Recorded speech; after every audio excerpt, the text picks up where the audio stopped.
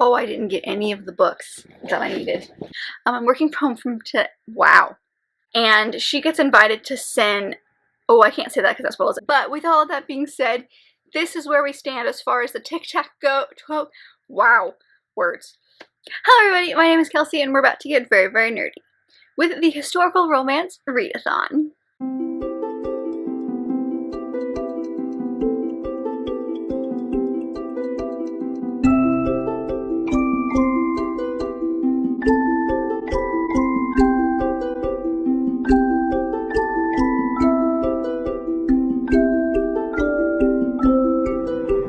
So today is actually the second day of the readathon. It started yesterday, but I haven't had time to actually sit down and start the vlog that I will be doing for this readathon. So here we are, we're doing it today. I'm working from home today, as you can see, so I've got some things that I need to be doing, but I am going to use this time to dive in.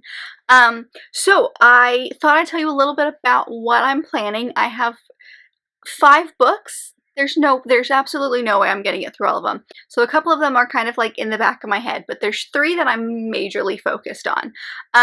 So I'll leave all the information for this readathon down below. I've been talking about it for like a good week or 2 on this channel. So surprise if you're surprised that I'm actually vlogging it. But this is I'll put all the hosts down below, but there's 3 hosts that it's mostly on Instagram, but they all have YouTube channels. But it's Lacey from Lacey Loves Books, Jessica from Peace Love Books, and Lisa from Remarkably Lisa. There's a tic-tac-toe, but we're gonna I'll plop it here for a second so you guys can see.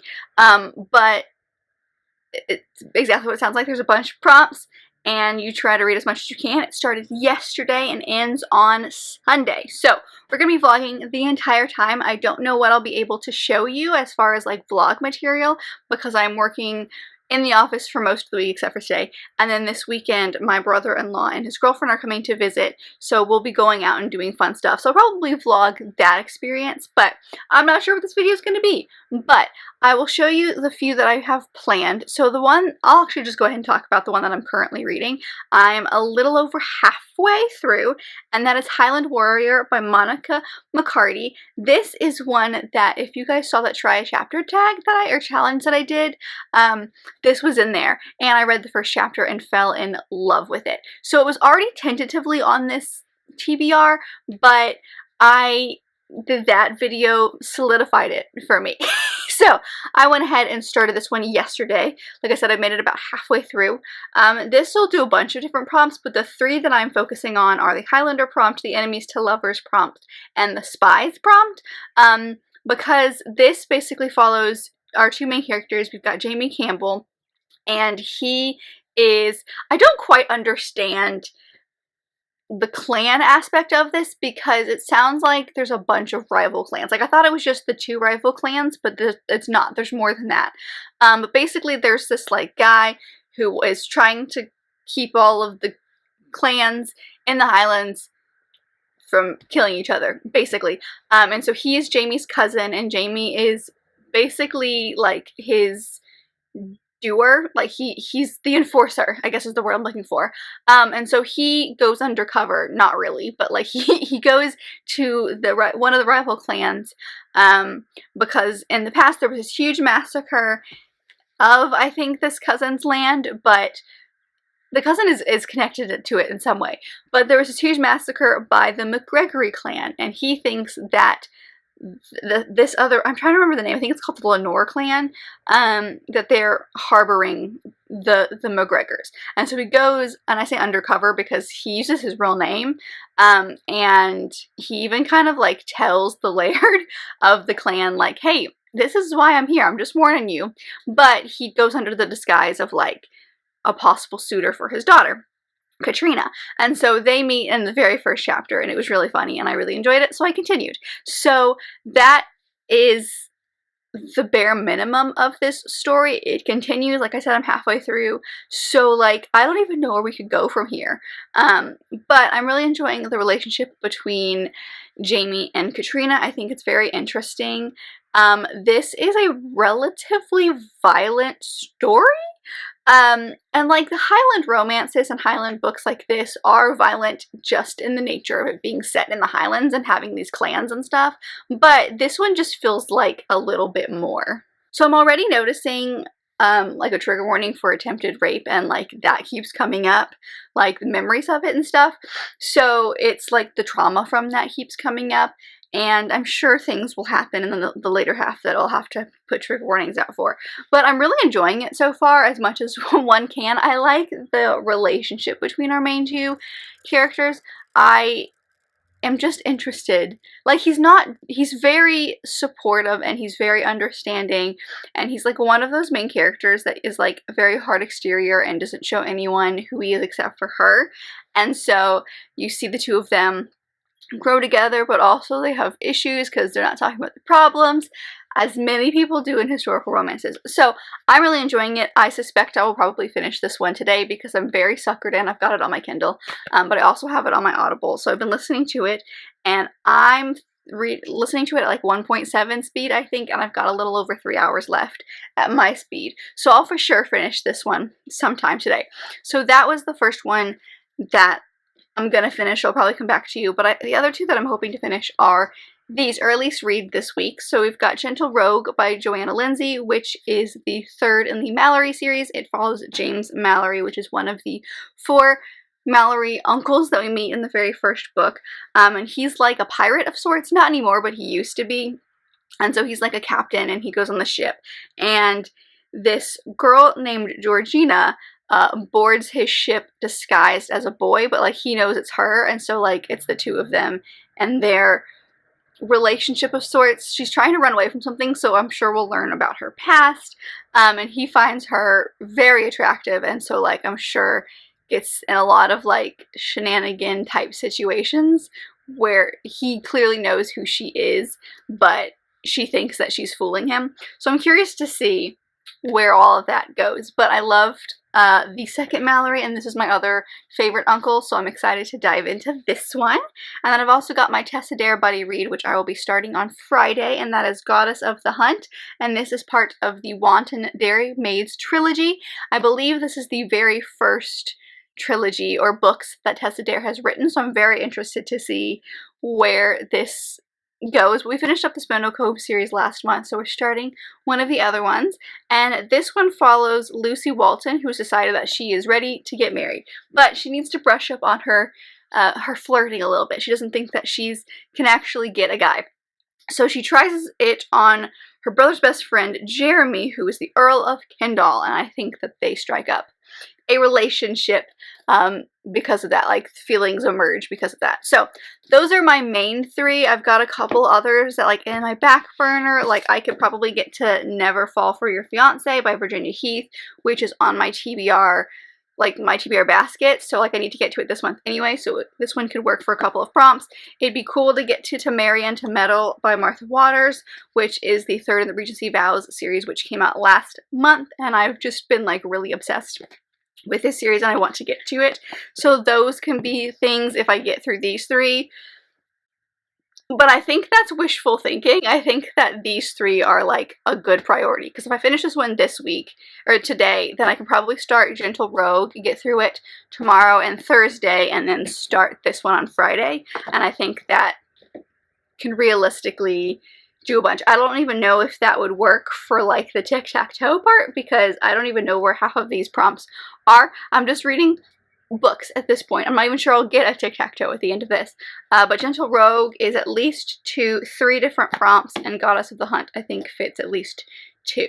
So we'll talk about those when I get to them. But that's where I'm at, so I'm gonna sit down and keep plowing through my Highland romance because I am highly obsessed. Like, it's reminding me of Never Seduce a Scot. I think I said this when I was talking about it in my Try a Chapter challenge, is it reminds me of Never Seduce Scot by Maya Banks with the rival clan aspects, but I liked Never Seduce a Scot more. I think there's nothing that's going to compare to that one, honestly, but the feels of it and the feel of like these rival clans and having someone kind of take over a clan that, or come to a clan that isn't as accepting, is very much a part of Highland Warrior. So I am very interested, and I am going to continue to read this, and I'll let you know what I think. Hello. It's been a few days since I talked to you last, but I have many updates for you. So, I had full intentions of, like, using my time at home very well, having this fantastic vlog for you guys, and I got a headache, and I didn't do anything. I did, like, read, like, I had my audiobook in, because I could do that, but I didn't really do anything else. And since then, I've read, including the Highlander one that I was finishing that day, I've read 4 things. Yeah, this might be a pretty lengthy update, I really hope not.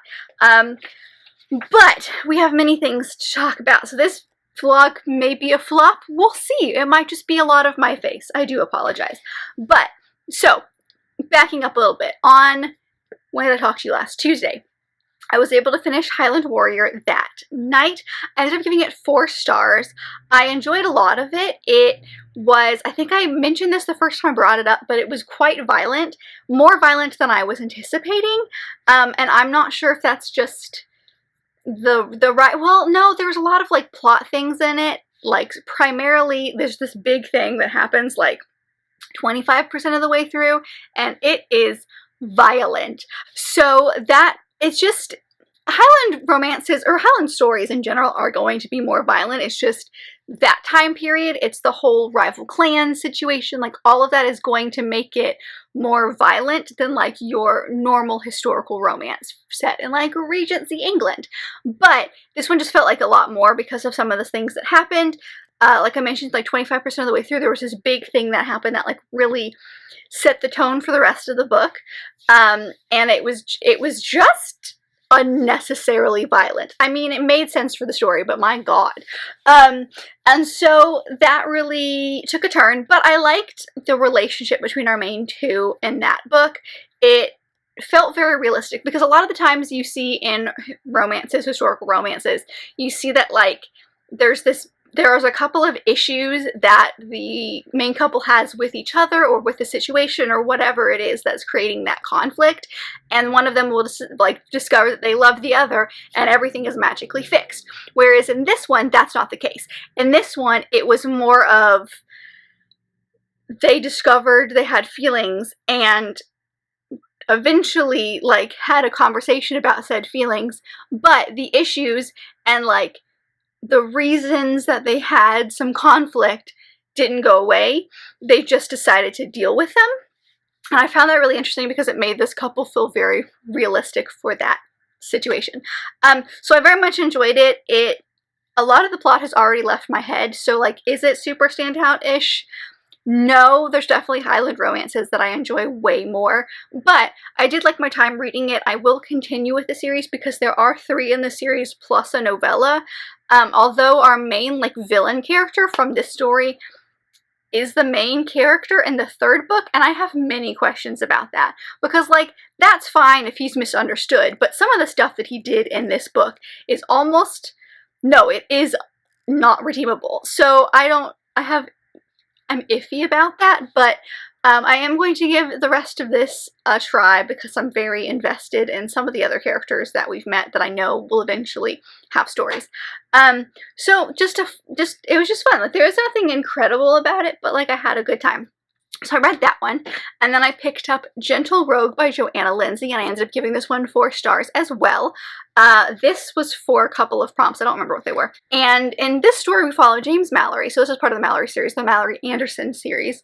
And this one follows James Mallory, who was a pirate, but isn't anymore. He's kind of given that up, but he does still have a ship. He does go out in the sea, but it's more of, like, he's a trader now, but he's, like, taken off his pirate hat. And there's this girl that we met in the 2nd book named Georgiana, or Georgia as she is called, and she disguises herself as a cabin boy with her friend. She basically comes to America looking for this guy that she's been betrothed to because he was in the army, and things happen, and now she wants to go back home to America.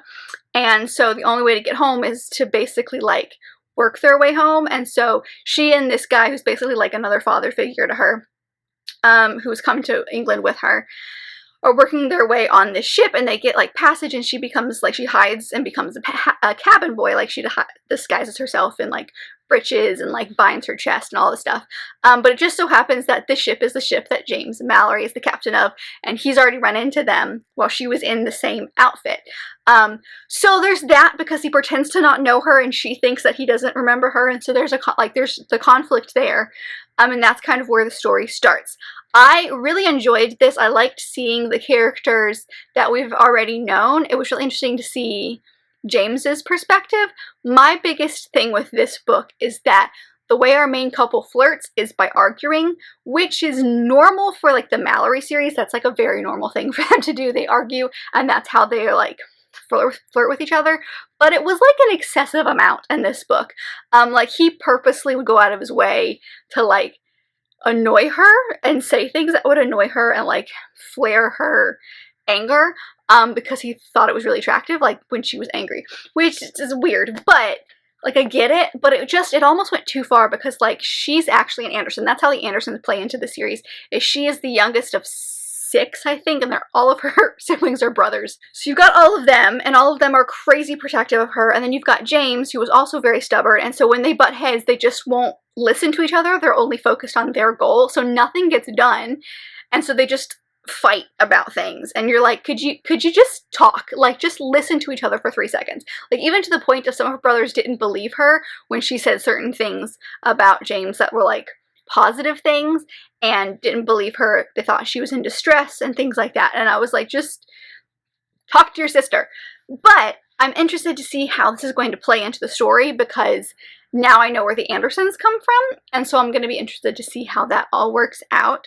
And I did like their relationship, but I still think that Anthony's story, which was the second one, is my favorite.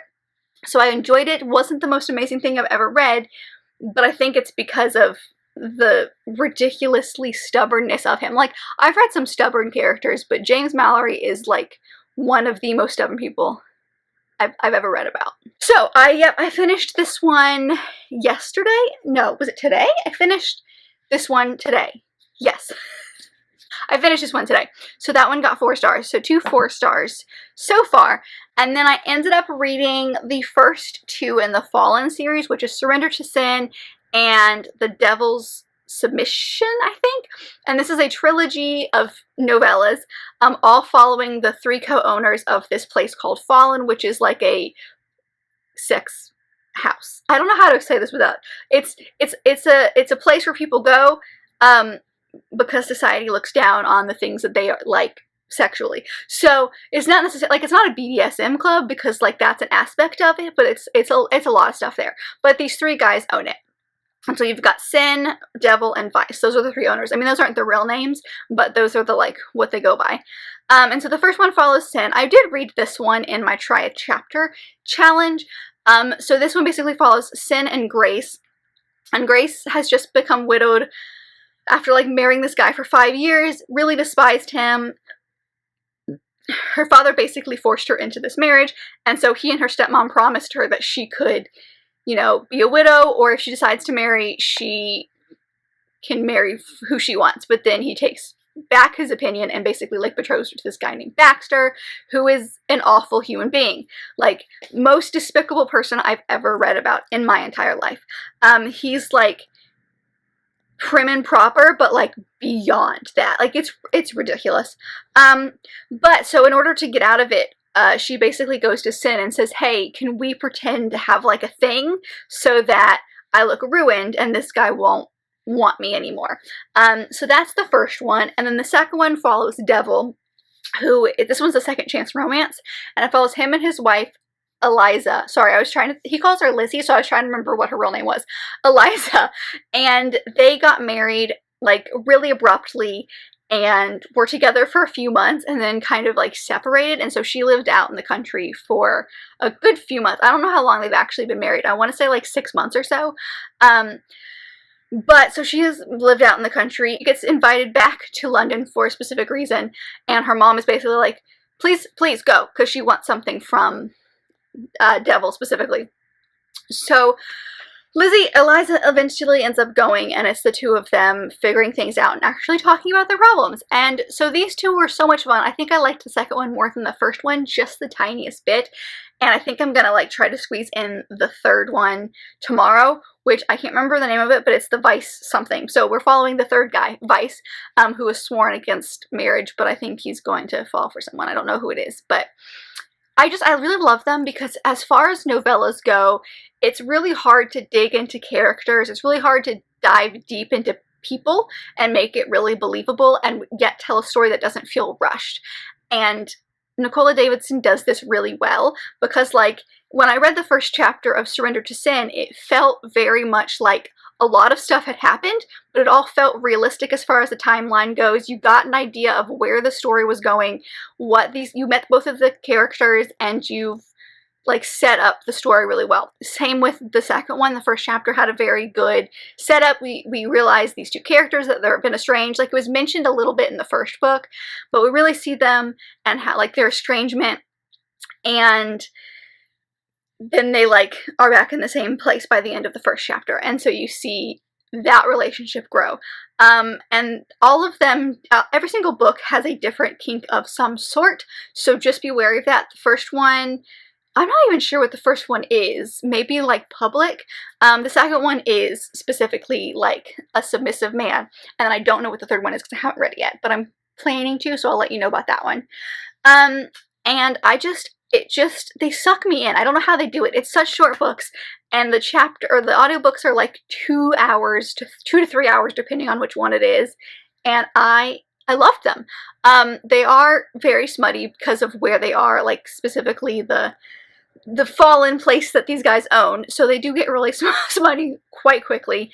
But it still feels like a very full-fledged relationship with these aspects to it. So I don't know how she does it, but it's amazing. So I'm definitely gonna look into other things by this author, but like, these are fantastic novellas if you are interested in anything that I said. So that's kind of where I'm at now. So this, I've already gotten into tic-tac-toe. Words are hard. I've already gotten one up and down. I'll put it here. This is where we're at. So I've already gotten one, which is very exciting. So I'm good. I've done it. I've completed at least one. But as far as the rest of this readathon, because it ends on Sunday, like I mentioned, I'm going to try to squeeze in the third one. It doesn't really fit any prompts, but I need to know, you know, like I want to know Vice's story. I'm so obsessed, and I can get these done in like 2 hours easily. Probably even less than that, because I always listen to audiobooks significantly faster, like at least 1.5 speed. I never go below that. So I'm going to for sure get through that. But then my buddy read for my Tessa Dare book, which is Goddess of the Hunt, starts tomorrow. And like I mentioned, we do have family coming in tonight. So I'm going to try to plow through as much of this tomorrow as I can, probably about half, just so that we can get as much done, because I'm not going to be reading much this weekend. And hopefully I'll get it done by the end of the weekend so that it'll count for this readathon. But those are my last two that I'm trying to get to. It'd be great to do other things, but we'll see. That's probably not going to happen. So these are my realistic plans, is I think I can finish this. But I'm not sure I'll be able to come back and talk to you until the end of the week. So we do have like plans to go out and do things this weekend. So I'll take you guys along with me when we do that. Probably, I'm not quite sure what the plan is, but we'll do something fun. So I'll take you with me for that, I promise. And then I'll come back to you at the end and let you know my thoughts on what I finished. Hopefully I'll have finished this one. I will for sure have finished the novella, because that one's going to get done tomorrow. But that's kind of where I am. So, hodgepodge of lots of information just thrown at you, but that's where I am reading wise. Very successful so far. I finished 4 things, and maybe I'll finish 5 by the end of the week. Wouldn't that be great? 4 novellas, but still, like, I feel very accomplished, and we still have like 3 days left. So that's where I'm at. I'll come back to you when I have other things to say.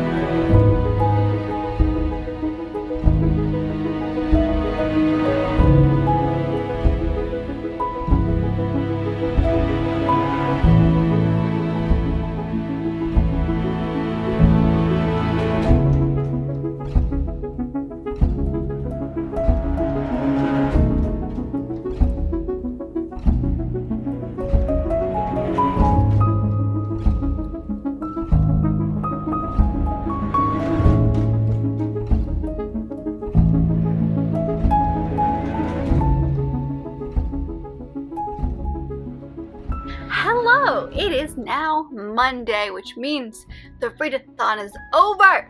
And I successfully completed one more book, which I think I told you I was going to do, which was the novella, the third novella, which was the, Seduction of Viscount Vice, I think. I'll plop it right here. And same feelings about it that I did the other two in it. I love this series. I still think the second one's my favorite. I mean, I did really enjoy this one. This one's also kind of like a second chance romance, but I just adored the second one. Like, their relationship made me really happy. I loved the trust they had for each other. This one was fun because it was watching Vice, who was probably, out of the three guys, the most against marriage out of all of them. And I like seeing that kind of like how he did when a female came into the situation. And it was still a lot of fun, but I still think I like the second one the best. I don't know, there's just something about that relationship that's my favorite. So I finished that one, which brings the grand total to 5 books. Now, I did make some progress in Goddess of the Hunt. I have read this one today, but at the time of midnight on Sunday, having finished this book, I can't remember where I was in it, but I was about 25% of the way through. I am now probably close to halfway, not quite halfway, but close to halfway. At where I was this morning, it was going to be a 3-star. I think there's a good chance it could end at a 3.5, 3.75, around that. I'm not sure. It can be a 4-star, but I'm not sure. We'll have to see how the end goes. And this one is very interesting because our main character is the most annoying human being. So this one, I'll tell you a little bit about it because even though I'm not finished with it, I did read some of it during the readathon. But this one follows Lucy, who is in love with this guy named Toby, who is one of her brother's friends. And she is convinced that he is the one for her. There is no way they're not going to end up together. And there's rumors that he is going to propose to another woman in like this, basically like this little country estate. And it's her and her brother. I believe it's their home. And her brother's friends, including Toby, this guy named Jeremy, and a third person who I believe their name is Felix. But Felix and her brother are married. And Felix's wife has a sister. And that sister, this has got very convoluted, but that sister is the possibility, is the one that this Toby guy that our main character loves is going to propose to. Or there's rumors of it.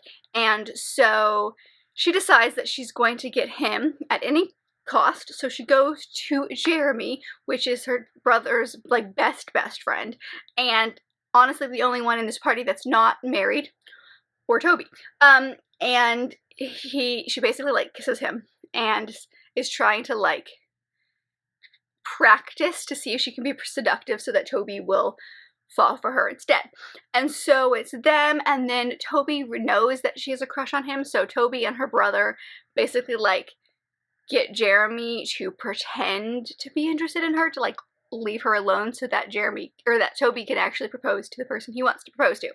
And then it just gets convoluted from there. But she is so convinced that this Toby guy is right for her. She won't listen to reason. She's been in love with him since she was like 11 and she's currently 19, and she sounds like a 15-year-old girl who won't listen to reason. And like, I'm not going to pretend like a 19-year-old is going to know everything, but they're going to sound a little more adult than a 15-year-old is. And she just sounds like a super naive, whiny girl. And it's very annoying. And she won't listen to reason, and then she says the wrong thing at the wrong time, and she's got feelings for this Jeremy guy, but she won't acknowledge that they're a thing. It's a whole thing. So where I am right now, it's just hit a point where we're going to see some stuff happen, and I'm interested to see where we go. But I will not, obviously, didn't finish this one for the readathon, but I did make some pretty decent progress today, so I won't complain too much. But with that being said, here's where we're at with the tic-tac-toe. I did one. I can't remember if I did any more than that, but here's the final tally. And I'm quite impressed. I can't believe I actually read 5 things. So I think I read, what was it, 2 4-stars? Because Highland Warrior was a 4-star, and then Gentle Rogue was a 4-star, and then all 3 books in the Fallen series were 5 stars. So I'm very happy with this. I've read some things that I've had kind of on my radar, like this, the Fallen series has been on my radar for a while, so I'm glad I was able to get those in. I got another Mallory book done, which is exciting, and I got some pretty decent progress in my Tessa Dare buddy read. So overall, quite a successful week. I cannot complain. I'm quite happy with how this turned out. But that is a look at the Historical Romance Readathon this round. I've noticed they like to do one in May and December, so we might see one later on at the end of this year, which would be very exciting. I really enjoyed this. I liked having a week to dedicate towards it and really like plan for that. So hopefully we'll do another one of these soon. But I hope that you guys enjoyed this video. Please let me know if you participated in the Historical Romance Readathon, or if not, have you read any of the books that I've mentioned in here?